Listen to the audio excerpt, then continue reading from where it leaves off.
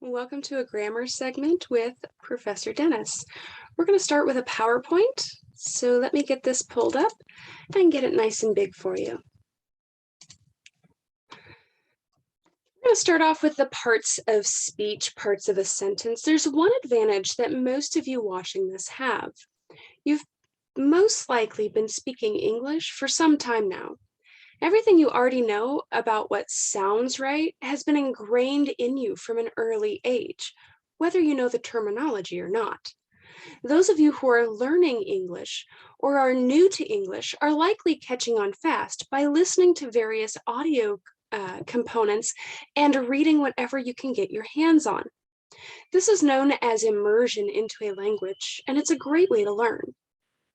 No matter what your level for English abilities, it's always helpful to have a solid understanding of the grammatical principles that create this unique language. For this reason, we will be learning about the parts of speech which create the parts of a sentence. Knowing what each part is and how it works will allow you to move around and reconstruct your sentences to a powerful effect.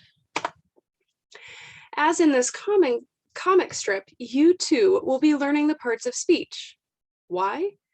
Because let's face it, if this caveman had better language skills, he would likely be doing better with the woman of the cave. Why? Because open communication is powerful communication. But how can you have open communication without the language skills to make the communication clear? You might be asking, what are parts of speech? Well, the answer, they're the building blocks of language. Each individual part plays its part to build a sentence and meaning within that sentence. The so what? Why do I need to know this? Is because understanding how these building blocks work puts you one step closer to mastering language and the power of language that makes powerful communication. There are 8 parts of speech. We're going to examine each one. If you need a faster and catchier way to understand the various parts of speech, I highly recommend searching YouTube for the old Schoolhouse Rocks videos on each of these items. The first part of speech is the nouns. This is a person, place, thing, idea, or concept. In a sentence, it often acts as the subject or the object. That means that it is either the star attraction performing the action, or it's having the action done to it. The next part of speech is the verb. This is the action of the sentence. It will always be present in a complete sentence. If you do not have a verb, you do not have a complete sentence. Moving right along, we have pronouns. Pronouns take the place of a noun. They're your standard he, she, it, but there are more than that as well. For a full list, please see the resources that accompany this segment. The adjective is a modifier. Well, great, but what does that mean? It means that it describes something. It gives more information about something. For adjectives, they describe a noun or a pronoun. This could be as simple as a color, the blue crayon, the red pen, or as detailed as an aroma, the fragrant perfume, the delectable scent of bacon. If you notice, the adjective always comes just before the word it is describing. Much like adjectives, the adverb is also a modifier. This one is a little trickier though. While the adjective will only ever describe a noun or a pronoun, and almost always be just before that word it's describing, the adverb modifies verbs, other adverbs, and even adjectives. The tricky part is that the adverb could be anywhere in the sentence, and the location within the sentence can actually change the meaning or the tone. Yes, just from one little word. Don't believe me? The first sentence is one without the adverb. Each sentence thereafter has one adverb, but the location of it changes. I want you to pause the video and read each sentence out loud. Go ahead and pause now. Did you pause? Are we back on track?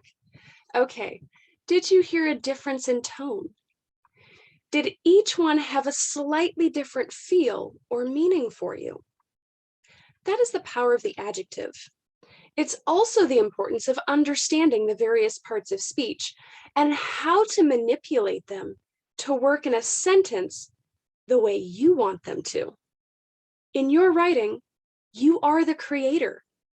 You are the one who gets to decide how your piece will sound.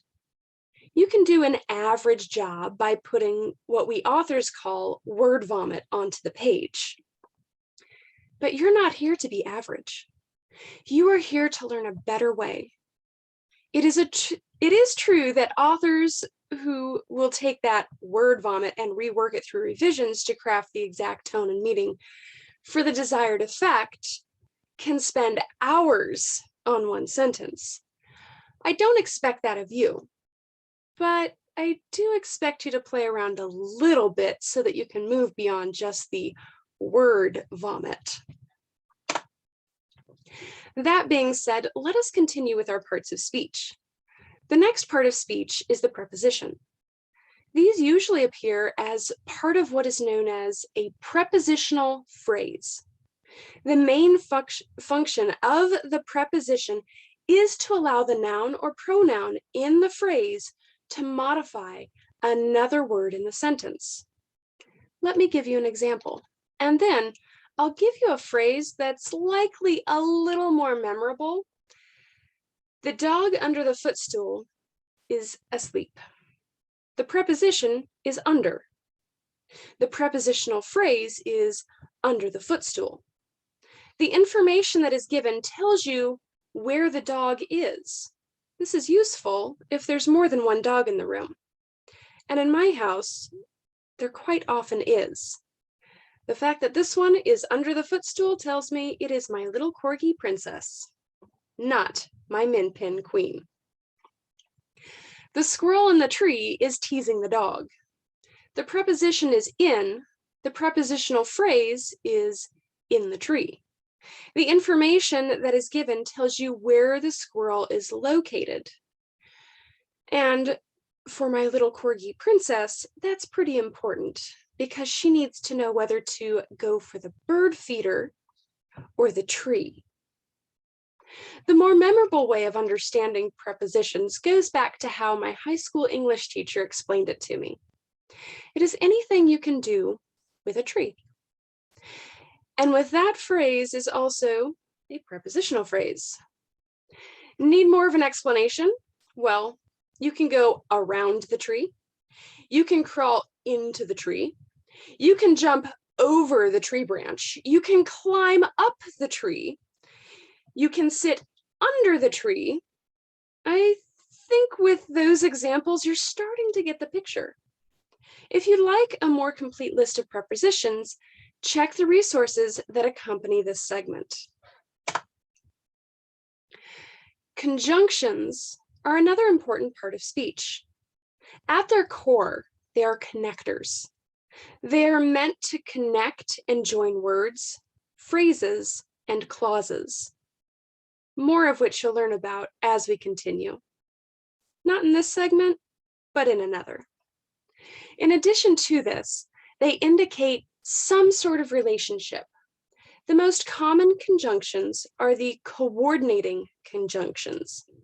They're easy to remember with the acronym FANBOYS. What are FANBOYS? FANBOYS, for and nor, but, or, yet, so. These conjunctions indicate an equal relationship. For example, The dogs and cats are running this way.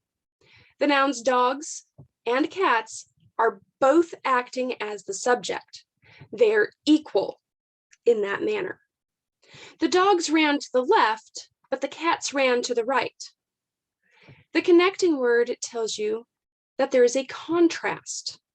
It also tells you that you are connecting two complete thoughts or sentences. That is why these are coordinating. It shows equality. The other type of conjunction is known as the subordinate conjunction, and we will cover those when we cover sentence types. Interjections are an interesting part of speech. While they're not common in academic writing, they can be used often in narrative writing. An interjection is a forceful expression that oftentimes occurs alone. It is words such as, oh, geez, ouch. The punctuation is almost always an exclamation mark. And they're quite often used sparingly and just when you really want to get your reader's attention. Now that you know the various parts of speech, what do you do with this new knowledge? You use it to craft your parts of a sentence. What are the parts of a sentence? The subject and the predicate. These will be covered more in depth in another segment. For now, just take in that subject is who or what the sentence is about, and the predicate is the action of the sentence. The big takeaway for today is that the parts of speech are the building blocks of everything we write. With a clearer understanding of each one and how they function in a sentence, you're one step closer to enhancing your abilities as a writer.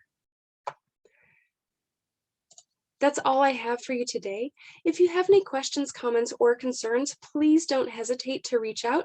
Make sure you're using that inbox feature, the little email icon in your learning management system. And I really hope that this has helped you to gain a little bit better grasp of a language you already have a pretty solid grasp on. Thanks so much for watching, and I'll catch you on the flip side.